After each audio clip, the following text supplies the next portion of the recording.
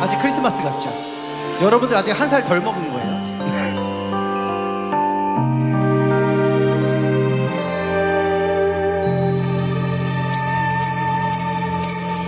고통과 슬픔 어두운 이 땅에 주님 오셨네 약속하셨네 복음의 빛으로 시기와 질투 죄와 벗하며 살던 나를 구원하시려 주님 오셨네 주가 오셨네 어두운 땅에 선한 복음의 빛 들고 사망 권세 깨뜨리려 주님 오셨네 주가 끊었네 죄의 결박을 사망 권세 이기신 주 우릴 구원하신 위대한 이름 예수 우리와 찬양해 우리 한 번 더 찬양해 볼게요 고통과 슬픔 어두운 이 땅에 주님 오셨네 약속하셨던 복음의 빛으로 시기와 질투 죄와 벗하며 살던 나를 구원하시려 주님 오셨네 주가 오셨네 어두운 땅에 선한 복음의 빛 들고 사망 권세 깨뜨리려 주님 오셨네 주가 끊었네 죄의 결박을 사망 권세 이기신 주 우릴 구원하신 위대한 이름 예수 우리와 찬양해 찬양해 전심으로 주님을 찬양해 전심으로 주님을 찬양 생명 되신 주 이름 찬양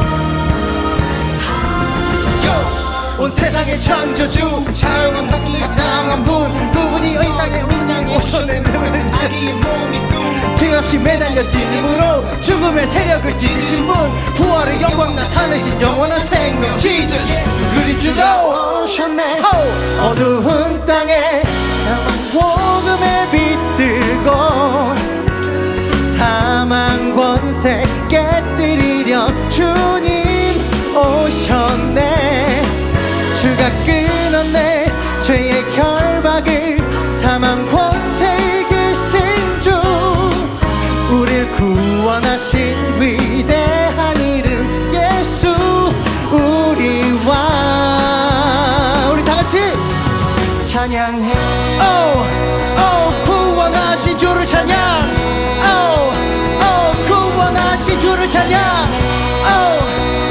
구원하신 주를 찬양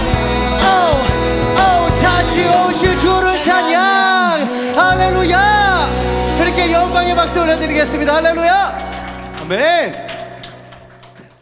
이 래퍼가 따로 있어요 따로 있는데 이거 랩을 오랜만에 하려니까 제가 평소에도 이렇게 찬양과 랩을 같이 하면서 우리 기성세대와 다음 세대를 이어주는 그런 사역을 하고 싶어 해요 그래서 찬송가 우리 기성세대들이 부르는 그 찬양을 우리 다음 세대에도 알려주면서 우리가 부모님 세대에 물려받았던 그 예배를 함께 드리고 싶은 마음이 계속해서 있어요 그래서 이 시간에 계속해서 찬양을 할 건데요 제가요 2007년부터 그 라스트라는 팀으로 사역을 제가요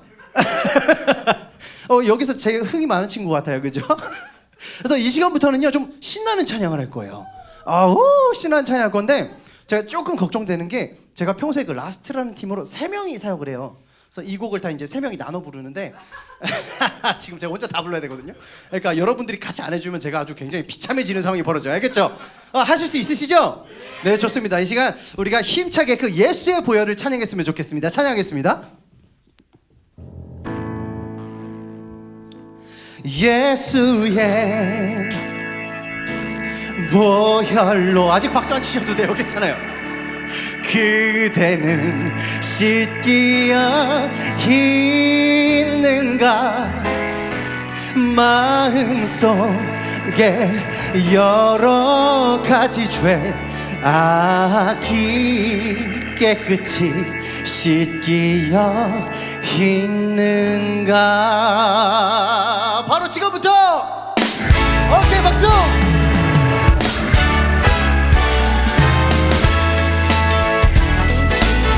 예수 십자가에, 예수 십자가에 흘린 피로써 그대는 씻기어 있는가. 더러운 죄 희게 하는 보혈을 그대는 참 의지하는가.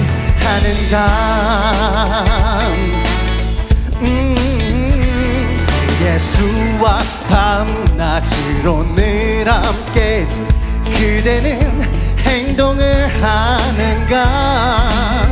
아무 때나 어디든지 그대는 십자가 붙들고 있는가. 예수의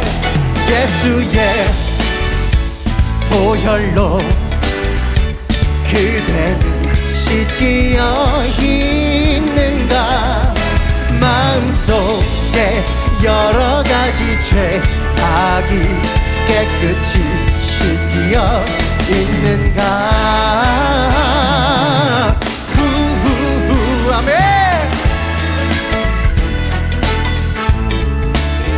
주님 예수 다시 올 때 그때는 영접할 예복이 있는가.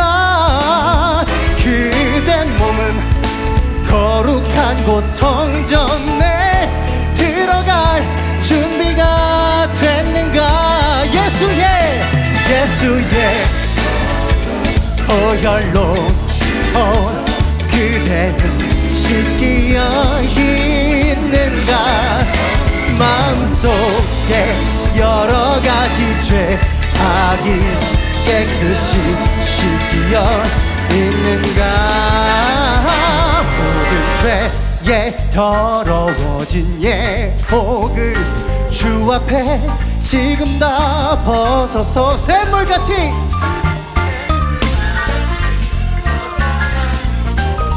눈보다 씻으라. 예수의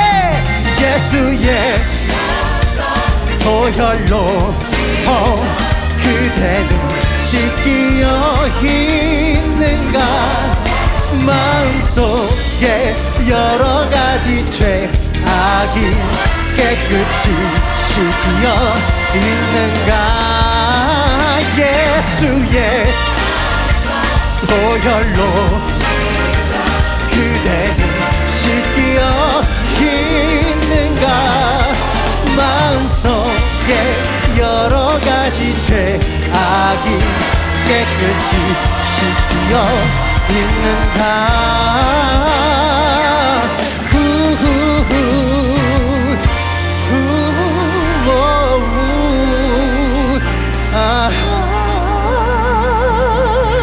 할렐루야. 계속해서 우리 주님의 그 변치 않는 사랑을 찬양하겠습니다. 힘차게 박수. 곁찾는 주님의 사랑과 거룩한 보혈의 공로를 우리 다 찬양을 합시다. 주님을 만나볼 때까지 예수는 우리를 깨끗게 하시는 주시니 그의 피 우리를 눈보다 더 희게 하셨네. 아멘. 우리를 깨끗게 한 피는 무궁한 생명의 물일새 생명을 구원한 친구들 하나님 찬양을 합시다. 예수는 우리를 깨끗게 하시는 주시니 그의 피 우리를 눈보다 더 희게 하셨네. 아멘. 우리 그 주님의 거룩한 보혈은 우리를 날마다 깨끗게 하십니다. 믿으십니까? 아멘. 우리 주님께서 그 변치 않는 사랑으로 우리를 인도하신다고 말씀하십니다. 이 시간 우리가 그 주님 앞에 그 주님의 사랑 앞에 나아가기 원합니다. 힘차게 외치며 나아가기 소망합니다. 주님의 깨끗한 보혈을 날마다 입으로 간증해 담대히 싸우며 나가세 천국에 들어갈 때까지 예수는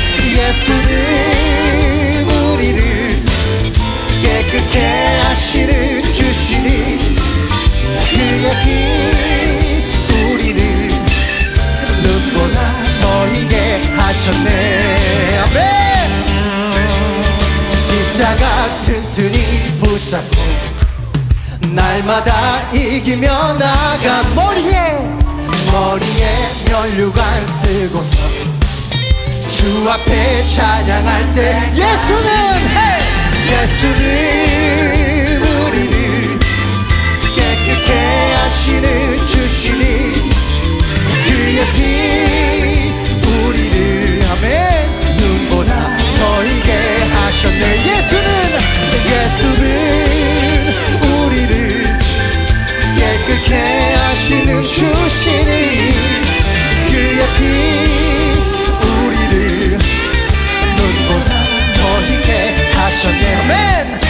눈보다 더 희게 하셨네. 눈보다 더 희게 하셨네. 할렐루야. 주님께 영광의 박수 올려드리겠습니다. 할렐루야.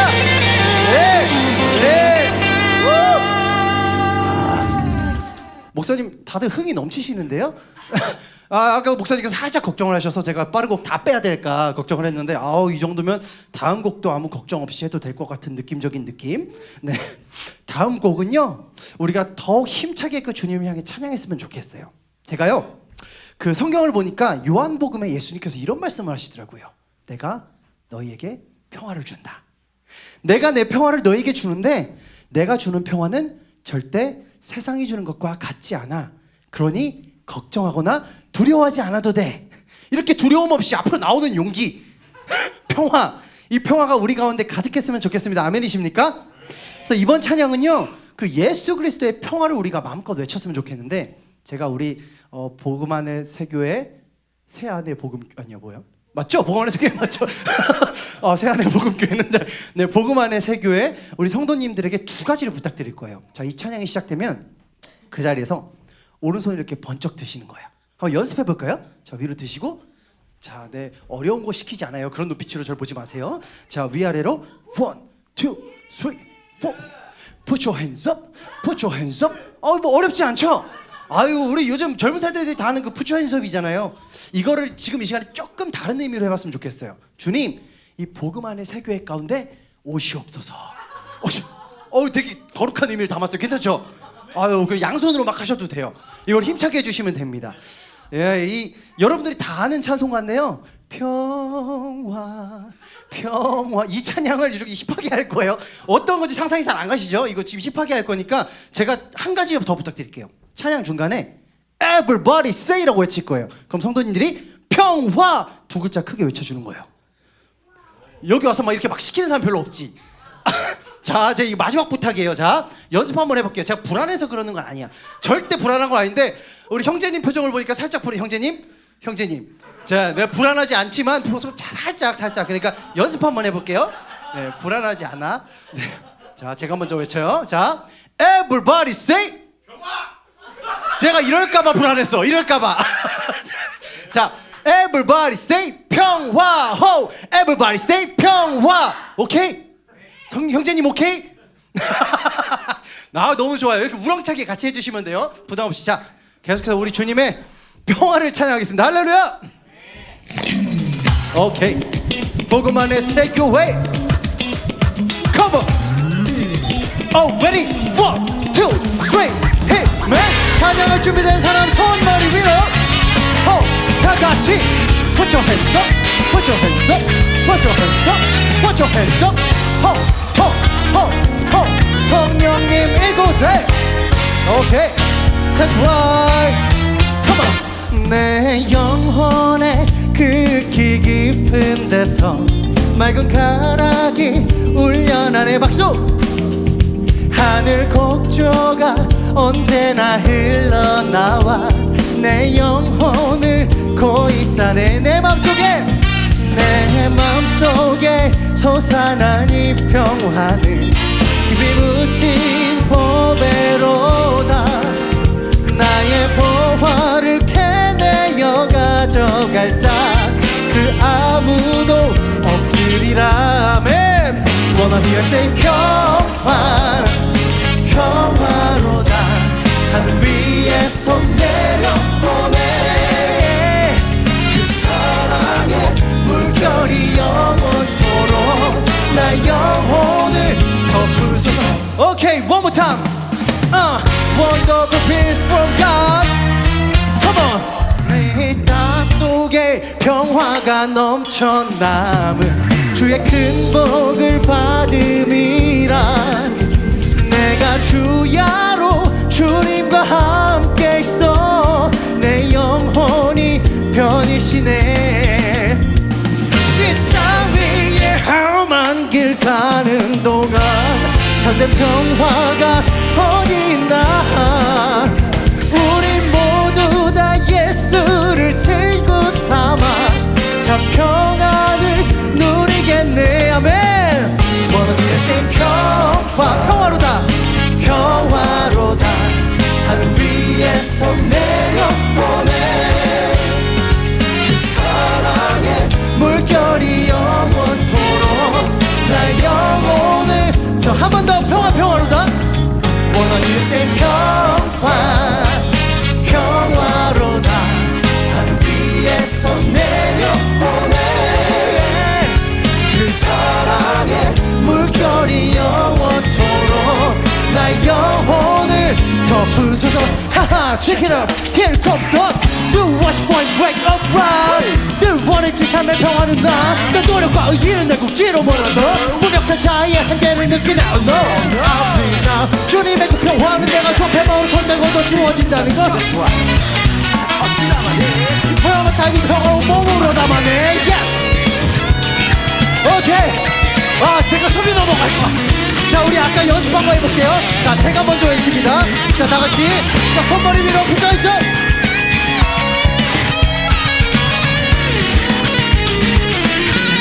2, 3, 4. 주신 기쁨으로 우리 함께 노래하리. Everybody sing.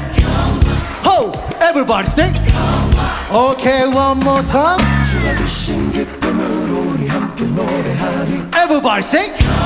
Ho, everybody sing. Okay, one more time. 자, 우리 형제님 한번 해볼까요? Everybody sing. Ho, everybody sing. Okay, one more time. 다 같이 마지막으로 Everybody sing. Ho, everybody sing. 할렐루야. 평화로다. 하늘 위에서 내려보내 그 사랑의 물결이 영원토록 나 영혼을 덮으소서. 손머리 위로 박수. 원하겠을 평화로다. 하늘 위에서 내려보내 그 사랑의 물결이 영원토록 나 영혼을 덮으소서. 주가 주신 기쁨으로 우리 함께 노래하리. Everybody say 평화. 할렐루야. 와, 너무 잘하셨어요. 형제님 최고. 평화 최고. 제가 사실 랩 잘 안 틀려요. 원래 팀에서도 랩 제가 하는데 정작 노래한다고 랩을 못 하고 있어. 아 이게 계속해서 찬양을 할 건데요. 아 지금부터는요 이렇게 좀 분위기 좀 캄다운 해가지고요. 이게 발라드 찬양들을 좀 이렇게 분위기 있게, 원래 저 발라드 가수거든요. 네. 이 시간부터는 저 메시지도 좀 나누면서 함께 찬양을 하고 싶은데요. 아 이렇게 와서 신나게 찬양하는 모습들을 보니까 사실 저희가요 불과 몇 년 전만 해도요 좀 힘든 시절을 보냈잖아요. 코로나. 저는 처음으로 제가 사역을 하면서 예배가 중단되는 걸 처음 봤어요. 모여서 예배하지 마라. 찬양 사역을 하고 있던 저는요 그 발표가 딱 나고 1년 만에 잡혀있던 60개 정도 사역이 다 취소됐어요. 갑자기 전화가 전임으로 찬양 사역을 하고 있으니까 한 달 계속 전화가 오는데 전사님 죄송합니다. 저 이번에 전사님 죄송하니까 아유 죄송하시긴요. 괜찮습니다. 이렇게 1년을 지내고 나니까 예배가 너무 그리워지는 거예요. 뭐 여러분들도 마찬가지셨을 것 같아요. 영상으로 예배하고 집에서 예배해야 되고 마음껏 찬양하고 싶고 그런 시기들을 저희가 지날 때 한 1년쯤 지나서 조금 그게 풀어졌을 때였나? 제가 어떤 한 집회를 갔거든요. 거기가 아직까지도 좀 기억에 남아요. 어떤 곳이었냐면 수련회였는데 가니까 요만 우리 방금 목사님 아들 이름 뭐예요? 하빈이? 아 너무 이쁘잖아요. 하빈이만한 애기들부터 고등학생들까지 청소년들이 모여 있더라고요. 한 30명? 가서 여쭤봤는데요. 그러시더라고요. 다 선교사님 자녀들이래요. 전 세계에서 하나님의 복음을 전하고 계신 그 선교사님의 자녀들을 그 은혜를 누릴 수 있게 해주기 위해서 이 캠프를 여셨다고 하더라고요. 그 당시에 다 너무 힘드셨어요. 코로나 때문에 중국에서는 뭐 사상 문제로, 이슬람에서는 종교적인 자의로, 또 내전 국가에서는 전쟁 때문에 박해당하고 목숨의 위협을 느끼고 쫓겨나고 그게 선교사님들의 삶이었어요. 근데 한국에 왔는데도요 계실 곳이 없는 거예요. 수십 년을 해외에 계셨으니까. 그렇게 떠돌던 분들, 그 자녀들이라도 우리가 예배를 드릴 수 있게 해야겠다. 그렇게 모여있던 그 아이들 중에 제가 한 친구의 얘기를 들었어요. 고등학생 정도 된 친구인데 그 친구는 부모님을 따라서 처음으로 러시아라는 나라를 갔대요. 초등학교 1학년 때 갔는데 학교를 가자마자 아무 이유 없이 친구들이 자기를 괴롭히더래요. 그냥 이유도 몰라. 왜냐면 이렇게 러시아 말도 못해. 그날에 친구도 없어. 갔는데 그냥 첫날부터 계속 괴롭히는 거야. 애들이 따돌리고. 그냥 동양 애라서, 조그만 애 아시아 애라서 너무 힘들었는데요 누구한테도 말할 수가 없었어. 왜? 친구가 없으니까. 러시아 말도 못해. 그런데 심지어 부모님들한테까지 그 말씀을 못 드리겠대요. 왜? 힘들면 얘기하지 그랬어. 그랬더니 이 친구가 그러더라고요. 자기 때문에 부모님이 선교를 못 하시게 될까 봐. 자기가 힘들다고 하면 부모님이 다시 한국으로 돌아가야 할까 봐. 고작 초등학생 아이가 그런 생각을 가지고 있더라고요. 그렇게 매일 그냥 예배당에서 혼자 기도했대요. 여러분들은 어떻게 예배를 드리고 계세요? 오늘 이 예배가 여러분들에겐 어떤 예배이신가요? 저 오늘 여러분들이 찬양하는 그 고백 가운데 여러분들의 그 진심이 느껴진 것 같아요. 주님, 이 시간 우리 예배를 받아 주시옵소서. 우리를 그 구원하신 주님을 이 시간 우리가 찬양하고 싶어요. 이 시간 계속해서 그런 찬양을 주님께 올려드리고 싶어요. 제가요 한 가지만 여쭤볼게요. 혹시 여러분들은요 살면서 무언가 너무 원하는 게 있어서 하나님께 기도를 드려본 적이 있으세요? 나 이게 너무 갖고 싶어. 아니면 나 지금 이게 너무 힘들어. 내 삶이 너무 힘들어. 하나님 제발 날 좀 여기서 구해주세요. 아니면 이걸 내게 주세요. 이렇게 간절하게 기도해 본 적 있으세요? 아무도 없으세요? 아무도 아직 없어? 없구나. 전 있어요. 근데요 전 참 욕심도 많았어요. 그게 너무 많았어. 제가요 어렸을 때 얘기 잠깐 해도 괜찮아요? 저는요 어머니만 예수님을 믿는 집에서 태어났어요. 모태신앙이긴 해요. 어머니께서는요 저희 아버지랑 결혼을 하시고 저희 아버지는 예수님을 안 믿는 분이셨는데 어머니를 너무 사랑하셔가지고 진짜 순정남이야. 매주 어머니 따라서 그냥 교회를 갔어. 예수님을 안 믿는데도 한 주도 안 빠지고 가. 대단하지 않아요? 그런데 문제는 저희 할머니예요. 저희 할머니가 예수쟁이들을 끔찍하게 싫어해. 그러니까 어머니가 결혼한다고 한 그날부터 시집살이가 엄청나게 시작된 거예요. 주일마다 시골로 불러요. 그래서 일 잔뜩 시키고 월요일 전에 돌려보내는데 또 헌금할까봐 꼭 용돈 내놓고 가라 그래요. 그리고요, 저희 부모님들이 결혼하시고 그 신혼생활이 쉽지 않았나 봐요. 아버지가 결혼하실 때 친구 빚 보증을 서줬는데 그 친구가 도망가 버려서 그 대출을 아버지가 대신 갚기 시작하셨어요. 그래서 그 신혼 때 아버지가 꼴랑 뭐 월급 10만 원? 뭐 그런 시절이었어요. 그거의 한 70%를 빚 갚고 나머지 3만 원 가지고 생활을 해야 되는, 그렇게 지하 단칸방에서 신혼생활을 시작하셨대요. 저희 두 분이 그렇게 힘든 생활을 하는 중에 축복이 하나가 생겼어요. 뭐냐면 아이가 생긴 거예요. 우리 부모님들의 첫째 아이. 너무 기쁘셨겠죠. 근데 이 아이가 태어날 때부터 심장에 문제가 있는 아이로 태어났어요. 태어나긴 했는데 혼자 숨을 쉴 수가 없어. 심장에 큰 구멍이 있어서. 그래서 인큐베이터에 들어가서 거기서 그냥 목숨을 유지하기 위해서 계속 치료를 받는 거예요.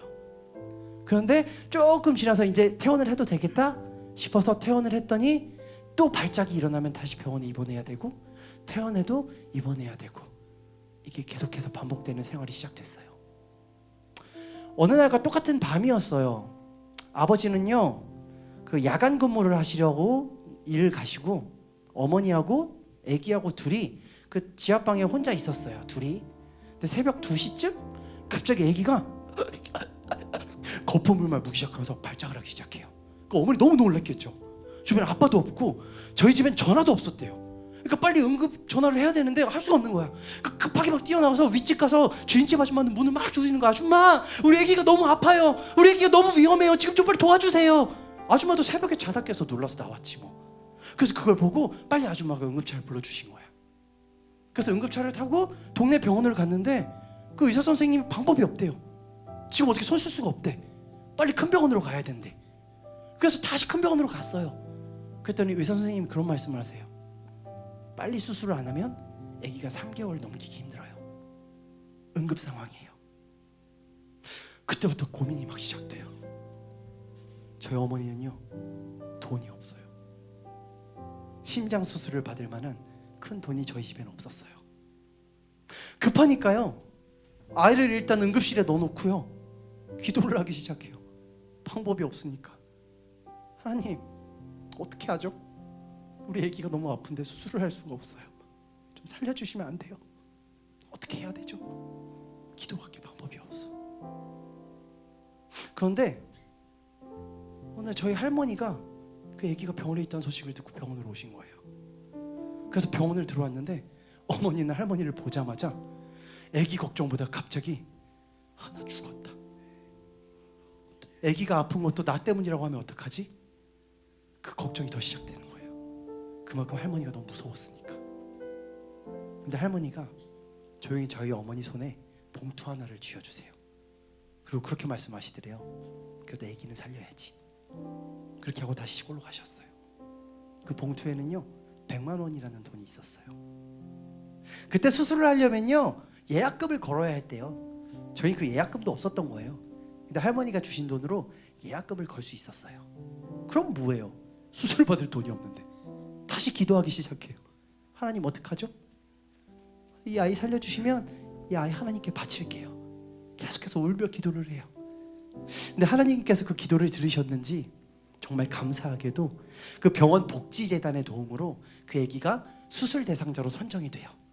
그래서 병원 측에서 아이에게 수술을 시켜주기로 했어요. 어머니가 그 소식을 듣고요 수술 계약을 하러 가요. 근데 의사 선생님이 그런 말씀을 하세요. 아기가 수술을 받아도 살아날 수 있는 확률이 10%밖에 안 돼요. 혹시 성공 못할 수도 있어요. 그래도 수술을 하시겠습니까? 근데 어떻게 해요? 해야지. 방법이 없잖아요. 그렇게 이 생후 7개월밖에 안 된 가슴 요만한 아이의 가슴을 갈라서 심장 수술을 받기로 결정을 합니다. 그리고 수술을 받고 감사하게도 아이는 살아났어요. 그게 저예요. 저는 생후 7개월 만에 심장 수술을 받고 살아났어요. 근데요 저희 어머니의 고통이 시련이 이것뿐이었으면 좋겠는데 저 다음에 바로 쌍둥이 아이를 임신하셨는데 뱃속에서 8개월째 되던 해에 유산돼 버렸어요. 8개월이면 다 큰 거예요. 쌍둥이 2명이. 아시죠? 그리고요, 지금 저는 동생이 2명이 있는데요, 제 막내 동생은 3살 되던 해에 청각장애인 판정을 받았어요. 저희 어머니가 낳은 아이들이 한 명 한 명 자꾸 너무 아픈 아이들로 태어나는 거예요. 어머니 많이 힘드셨겠죠. 그러니까 어머니는 매일 그런 생각을 해요. 우리 아이들이 이렇게 아픈 게 나 때문이 아닐까? 내가 예수님을 제대로 믿지 않아서 이렇게 벌을 받는 건가? 내가 예수님 믿지 않는 집에 시집을 와서 하나님이 나에게 이렇게 시련을 주시는 건가? 그게 다 자기 탓인 것 같아요. 그래서 저희 어머니가 전도사님이 되시기로 결정을 해요. 주의 종의 길을 가기로 결정을 하셨어요. 그때 제가 그때 초등학생, 중학생 때쯤이었던 것 같아요. 어머니가 전도사님이 되셨대요. 전 그 얘기를 듣고서 그런 생각을 했어요. 와, 우리 엄마가 전도사님이니까 하나님이 이제 우리 집 되게 막 잘 되게 해줄 수도 있겠다. 우리 엄마가 주의 종이니까 하나님이 우리 집에 복을 주실 수도 있겠다. 그런 생각 할 수 있잖아요. 그렇죠? 근데 딱 그맘때쯤에 저희 아버지가 다니던 회사가 망했어요. 회사가 망해서 실직자가 된 아버지가 어머니랑 둘이 생활비를 버셔야 되니까 대출을 받아서 식당을 차리셨는데 그 식당이 또 1년이 안 돼서 망했어. 음식이 되게 맛없었나 봐. 근데요, 또 아버지가 어렵게 취직을 했더니 그 회사는 또 사장님이 자살을 해버리셨네요. 그렇게 힘들게 고등학생 때까지 제가 살았어요. 저는 학창 시절에요, 그랬어요. 저는 초등학생 때 친구들이 막 운동장 뛰어놀고 있는데 나는 저기 벤치에 혼자 앉아서 맨날 걔들 구경을 하는 거야. 왜냐면 혹시 뛰어놀다가 심장에 좀 문제가 올까봐, 괜히 아플까봐. 그런데 이제 조금 몸이 건강해져서 이제 한 고등학생 때쯤, 이제 성인이 다 돼갈 때쯤 이제 1년에 한 번씩 병원에 검진을 받으러 갔거든요. 의사 선생님이 그러시더라고요. 야, 이제 너 안 와도 될 것 같아. 이제 몸이 좀 많이 건강해진 것 같아. 그럴 때쯤에 저는 친구들 엄마 용돈 받아서 놀러 다닐 때 저는 생활비 벌기 위해서 고물상에서 고철 나르고 노가다 하면서 돌을 날라야 했어요. 매일매일 그렇게 학교, 일, 집, 그 힘든 생활 속에서 참 많은 고민이 되더라고요. 근데요, 이거보다 더 저를 힘들게 하는 게 뭐였냐면요, 내 막내 동생, 장애인이었던 내 동생. 제 동생은요, 청각 장애인이에요. 살면서 제대로 소리를 들어본 적도, 뚜렷하게 말을 해본 적도 없어요. 그 친구는 평생 그렇게 살면서 마음에 병이 생기기 시작했어요. 혹시 그런 사람 생각해 봤어요? 제 동생이요, 초등학생 때였어요. 아니, 중학생 때였나 봐요. 그 장애인 친구들 몇 명이랑 현장 학습을 가기 위해서 전철을 탔어요. 사람이 되게 많은 시간대였나 봐요. 조심히 갔는데 실수로 어떤 아저씨 어깨를 부딪힌 거예요. 근데 아저씨가 제 동생을 보자마자 싸대기를 때렸어요. 병신 새끼가 눈앞에 얼쩡거린다고. 집에 처박혀 있지 이것들이 더럽게 옆에 나지냐고. 혹시 이런 사람 생각해 보셨어요? 난 잘못한 게 별로 없는데 그냥 욕 먹고 맞아야 하는 삶. 제 동생은 사회가, 학교가 그런 세상이었어요. 그렇게 마음의 병이 하나씩 생긴 동생이요, 이제 집 밖을 나가질 못해요. 사람들을 쳐다보지 못해요. 그리고 집안에서 혼자 그런 생각이 들어요. 나는 죽어야 되는 인간인가? 엄마 날 왜 이렇게 태어나게 했지? 그때부터 시작돼요.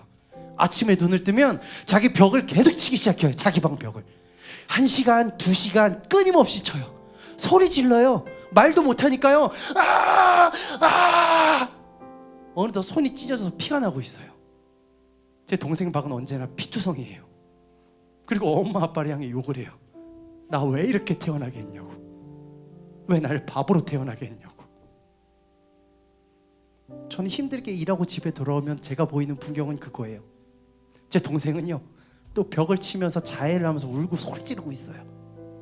아버지는 저기 한켠에서 한숨을 쉬면서 계시고요, 엄마는 여기서 또 울고 있고, 제 둘째 동생은 막내를 말리고 있어요. 하루하루가 지옥 같더라고요. 하나님, 나 좀 살려주시면 안 돼요? 내가 뭘 잘못했어요? 저 한 번도 한 주도 교회 안 빠지고 나갔어요.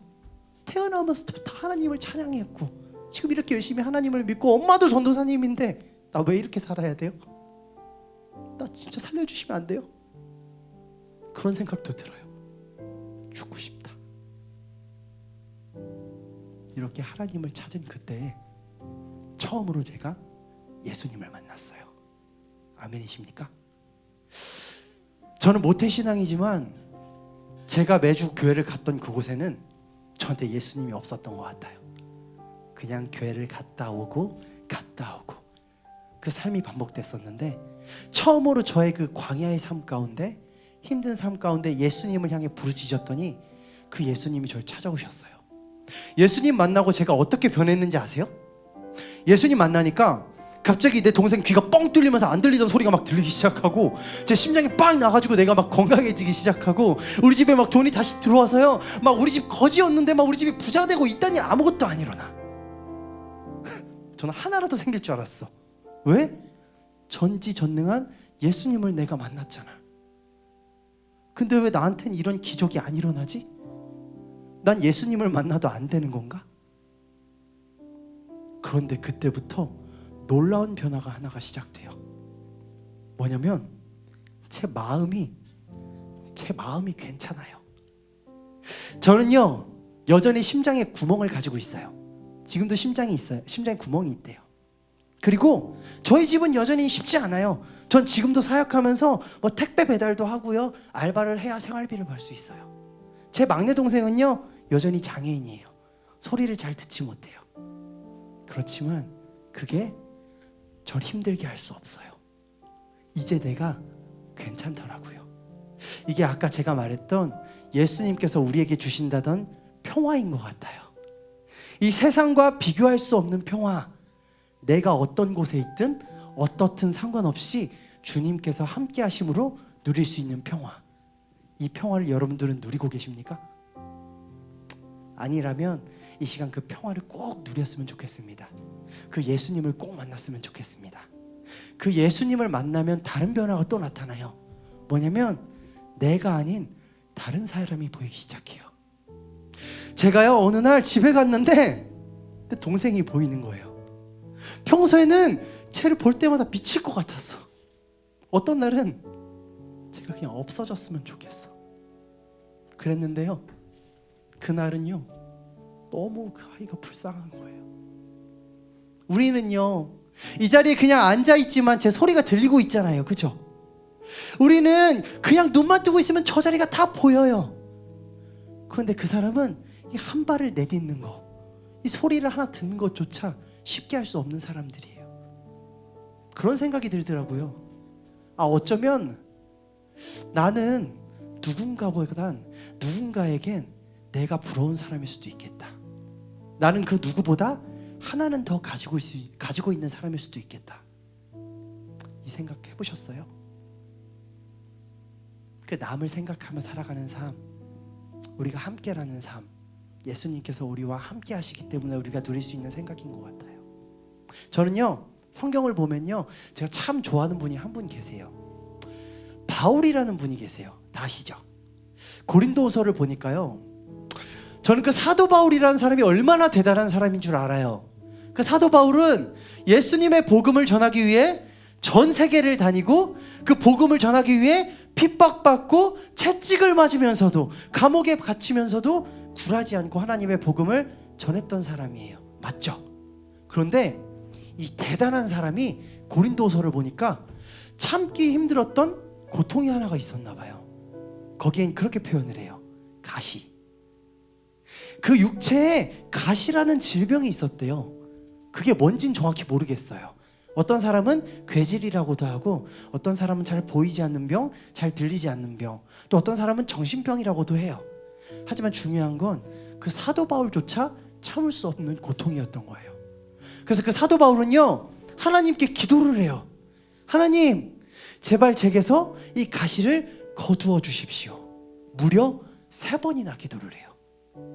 그 사도 바울의 기도가요 하나님 나 너무 아파요, 나 좀 그냥 낫게 해주세요, 이 정도의 기도였을까요? 땀방울이 핏방울이 되도록 기도하지 않았을까요? 간절하게. 그런데 하나님이 뭐라고 대답하셨게요? 내 은혜가 내게 족하다. 이는 내 능력이 부족한 데서 온전하여짐이라. 아멘이세요? 정말 아멘이세요? 이 말씀이 믿어지십니까? 저는요 처음에 이 말씀을 보고요 콧방귀를 꼈어요. 이게 무슨 말씀이세요? 내가 힘들어 죽겠는데 그게 무슨 말씀이세요? 아니 하나님, 나 하나님을 위해서 복음을 전하기 위해서 감옥에도 갔고요, 매를 맞는 것도 참지 않았어요. 아니 매를 맞는 것까지 다 참았어요. 하나님, 저 사람들이 나를 욕해도 나는 아무렇지 않았어요. 이 병만 고쳐주시면 제가 하나님을 더 열심히 전할 수 있을 것 같은데 왜 이걸 저한테 고쳐주시지 않는 거예요? 이 얘기 할 수 있지 않아요? 무려 그 사도 바울이라면?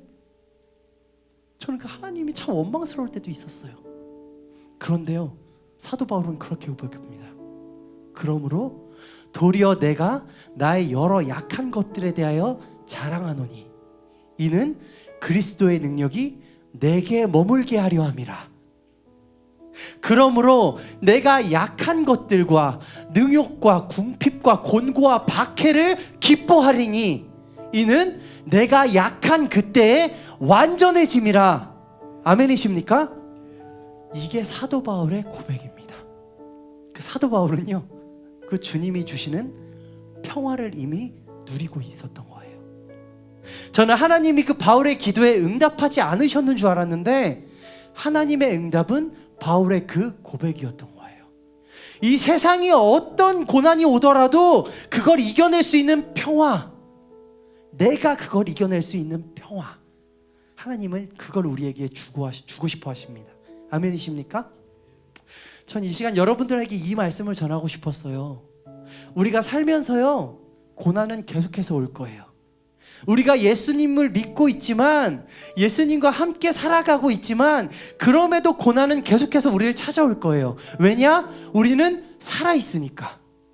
이 고난이 없는 사람들, 이 고난 없이 평안한 사람들은 하나예요. 죽은 사람들, 그 무덤에 있는 사람들. 하지만 우린 살아가고 있잖아요, 이 땅 가운데. 하지만 하나님은 우리에게 평화를 주신다고 약속하십니다. 이 땅 그 무엇도 우리를 해칠 수 없습니다. 주님과 그 평화가 우리와 함께하기 때문에. 아멘이십니까? 이 시간 찬양을 한 곡 더 전하고 싶은데요, 아마 마지막 찬양이 될 것 같아요. 이 찬양은요 누가복음에 나오는 혈루병 여인에 대한 얘기예요.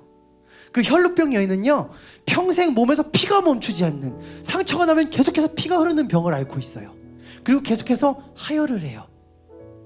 사람들을 찾아가요. 병원을 찾아가고 의사들을 찾아갔지만 아무도 그 여인을 고치지 못했어요. 그리고 그 당시에 하혈하는 여인은 부정한 사람이에요. 그 여인은 이 밖에 나가면 부정한 여인으로 손가락질 당하고 욕먹고, 집에서조차 가족들에게 사랑받지 못했어요. 그 여인이 어떤 소식을 듣습니다. 자기의 마을에 예수님이 오신다는 거야. 당대의 슈퍼스타였던 예수님. 예수님이라면 날 고치실 수 있지 않을까? 그분의 옷자락이라도 만진다면 내가 낫지 않을까? 그렇게 예수님을 찾아 나갑니다. 근데요 나가보니까 그 광장엔 사람이 수백 명이 모여있어. 아니 수천 명이 모여있어. 그 예수님을 만나기 위해. 그리고 그 사람들은 평소에 그렇게 나를 향해 욕을 하고 조롱하던 사람들이야. 여러분이라면 그 자리를 나아갈 수 있겠습니까? 그 사람들을 뚫고, 그 수백 명 수천 명의 사람을 뚫고 예수님을 만나러 갈 수 있겠습니까? 하지만 여인은 나아갑니다. 그리고 예수님의 옷자락을 붙잡습니다. 그리고 예수님은 그 여인에게 말씀하십니다. 딸아, 평안히 가라. 내 믿음이 너를 구원하였노라. 이 시간 우리가 우리의 구원자이신 예수님을 붙잡기 원합니다. 간절히 붙잡고 우리 삶 가운데 주님과 함께 동행하기 원합니다.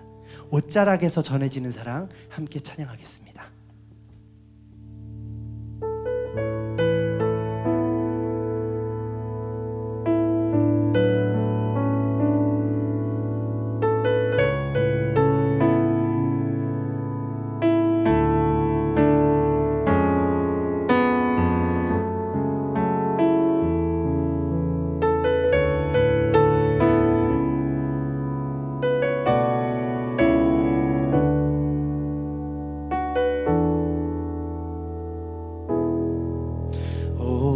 오래전부터 날 누르는 내 안에 깊은 절망,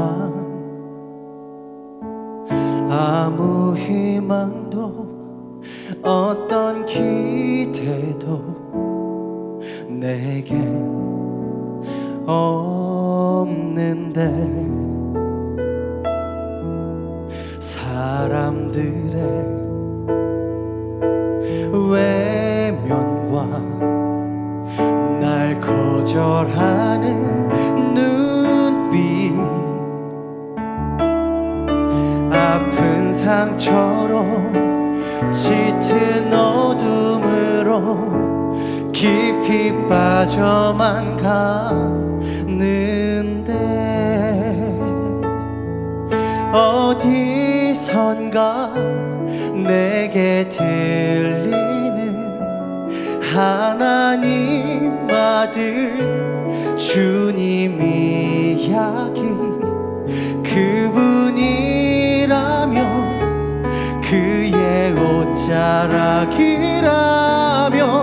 내 마지막 소망이니 주님을 만났네. 옷자락에서 전해지는 사랑, 내게 임한 주님의 능력, 날 누르는 아픔의 근원을 고치셨네. 날 바라보시네. 나의 연약함 주님은 아시네. 깊은 절망에서 날 자유케 하신 사랑, 나 찬양해.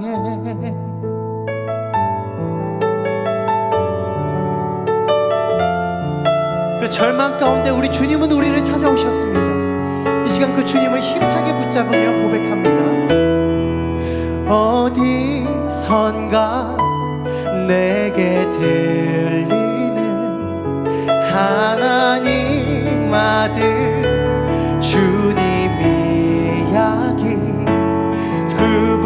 그분이라면 그의 옷자락이라도 내 마지막 소망이니 주님을 만났네. 옷자락에서 전해지는 사랑, 내게 임한 주님의 능력, 날 누르는 아픔의 근원을 고치셨네. 날 바라보시네.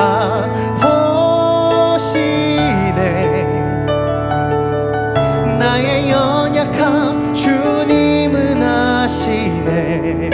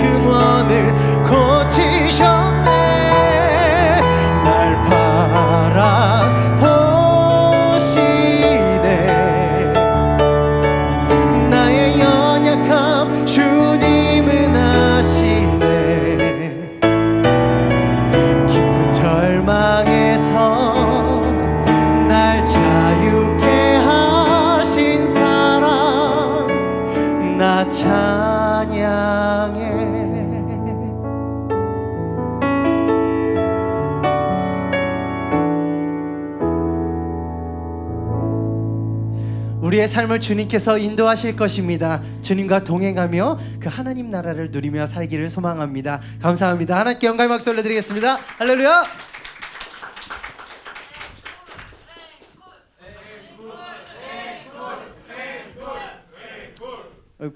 성도님이신가 봐요? 하마터면 준비해온 앵콜을 못할 뻔했네요. 이렇게 찬이 너무 깊이 심취해 있느라 그러신 거죠? 네, 그러면요 마지막 곡으로 제가 앵콜, 목사님 앵콜해도 괜찮나요? 감사합니다. 제가 만들어낸 앵콜 같아서. 네, 그럼 마지막 곡은요 제 곡을 하겠습니다. 괜찮아요? 여러분들은 하나님 나라에 가고 싶으세요? 전 여러분들이 지금 당장 하나님 나라에 살기를 소망합니다. 지금 당장 뭐 죽으라 그런 얘기는 아니고요. 저는 그 하나님 나라를 너무 가고 싶었어요. 근데 어떻게 가야 되는지 모르겠더라고. 내가 죽어야 갈 수 있는 데인가? 아니면 열심히 봉사하면? 아니면 믿고 막 참고 견디고 매일 교회 오면 갈 수 있나? 그렇게 어린 시절을 보냈어요. 근데 그게 아니더라고요. 너무 힘들고 지쳐. 그게 아니라 우리가 예수님을 만났을 때, 예수님이 우리를 구원하시고 우리를 통치하실 때, 그 순간 그 자리가 바로 하나님 나라인 줄 믿습니다. 하나님 나라는 여기 있다 저기 있다 할 수 없으니 바로 너희 가운데 있느니라. 우리 이 시간 그 하나님 나라를 마음껏 찬양했으면 좋겠습니다. 찬양하겠습니다.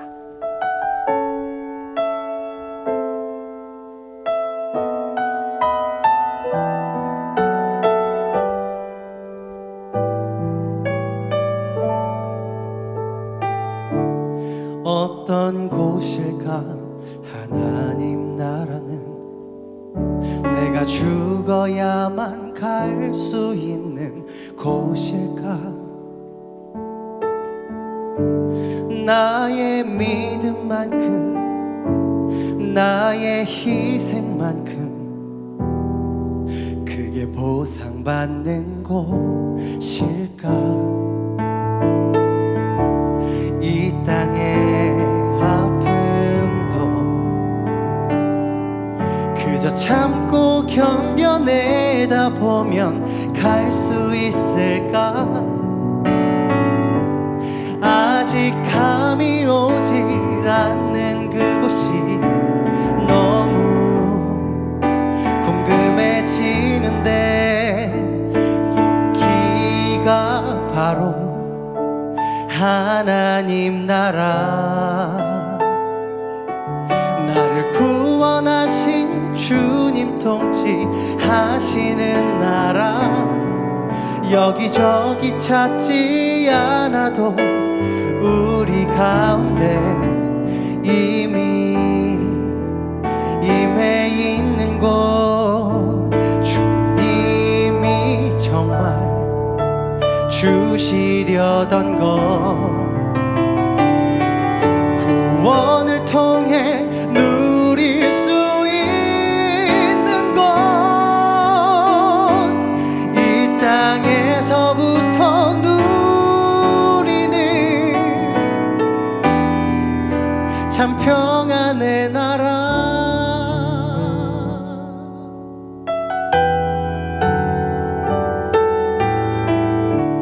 내 안에 욕심도 포기하고 비워내면 갈 수 있을까? 주님 내게 주신다던 그곳이 너무 기다려지는데 여기가 바로 하나님 나라.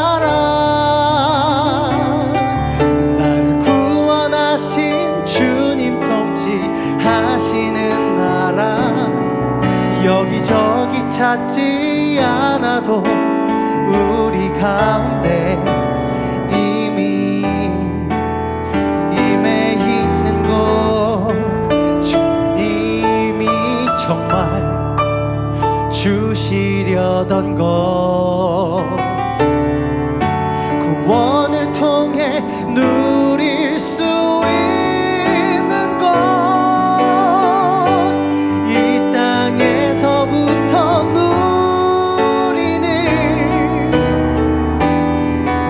참 평안의 나라.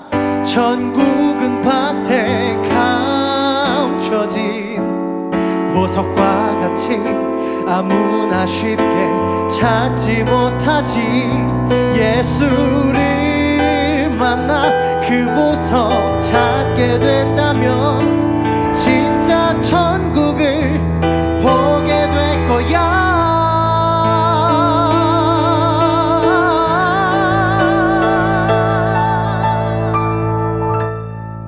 여기가 바로 하나님 나라, 여기가 바로 내 하나님 나라, 여기가 바로 하나님 나라.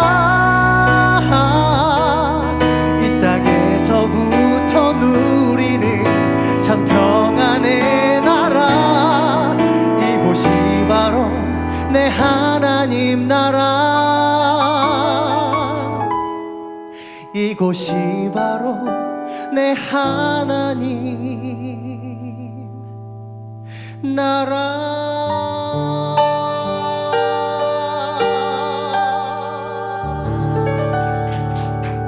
그러니까 하나님 나라를 누리며 살아가는 여러분들이 되시길 축복합니다. 감사합니다.